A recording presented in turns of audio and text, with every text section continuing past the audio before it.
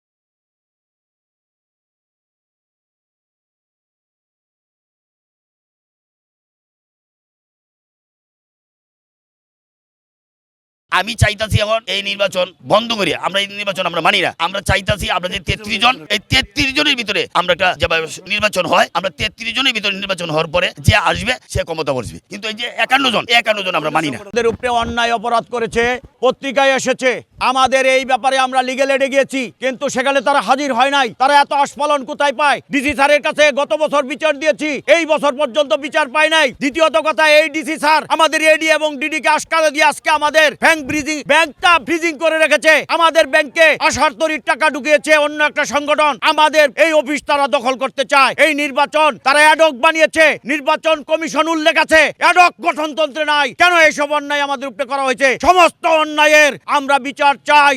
এই গোপালগঞ্জের লোক অবশ্যই তাকে ট্রান্সফার করে আমরা চাই যে এই লোককে ওই বান্দরবনে খাগড়াছড়িতে প্রেরণ করলে কেমন লাগে, এটা আমরা অন্ধরা সামনে দেখতে চাই, আমরা প্রতিবন্ধীরা দেখতে চাই। এই সরকারের কাছে আমরা সুবিচার চাই। আসলে আমরা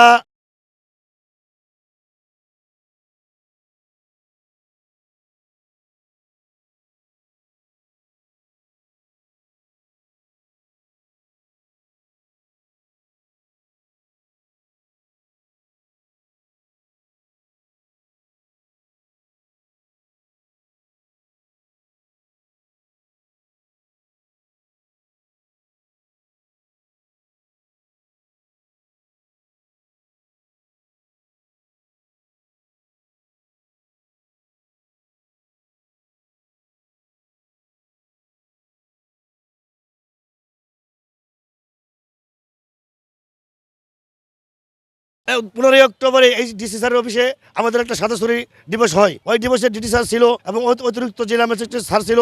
এই জেলা ম্যাজিস্ট্রেট স্যারও বলছে ডিডি সাহেব আপনি তাদের সমস্যাটার সমাধান করে দেন। তারপরে বলছে আমি তাদের সাথে বসবো। এরপরে গেলে আরো কয়েকদিন আমরা গেছি, তারপরে বলে আমি ভাই ব্যস্ত আছি, এরপরে তোমরা যা পারো তা করো, এরকম আমাদের অন্যায় করা হয়েছে। এরপরে আমাদের 50,000 টাকা ঘুষ চাওয়া হয়েছে, আমরা সেই বিচার আমরা ডিসি স্যারের কাছে দিছি। আজ পর্যন্ত সেই বিচার সুবিচার আমরা পাই নাই। আনোয়ার করিম ডিডি ওই লিখিত করে আমরা ডিসি স্যারের কাছে বিচার দিছি, সেই বিচারটা পাই নাই। এরপরে লিগেল এটা বিচার দিছি আপোষনামা করার জন্য, সেই আদালতে তারা দুই দিবার নোটিশ করা হয়েছে। এই সময় লোক আসে নাই, আসাত্তরি লোক আসে নাই, নাজমুল ফারুক আসে নাই। আজকে অতি দুঃখজনক আজকে আমরা এই পবিত্র রমজান মাসে আজকে আমাদের ব্যানার নিয়ে দাঁড়াতে হয়। আমি আমার সাংবাদিক ভাইয়ের কাছে বলতে চাই আমরা যেন সঠিক সুবিচার পাই।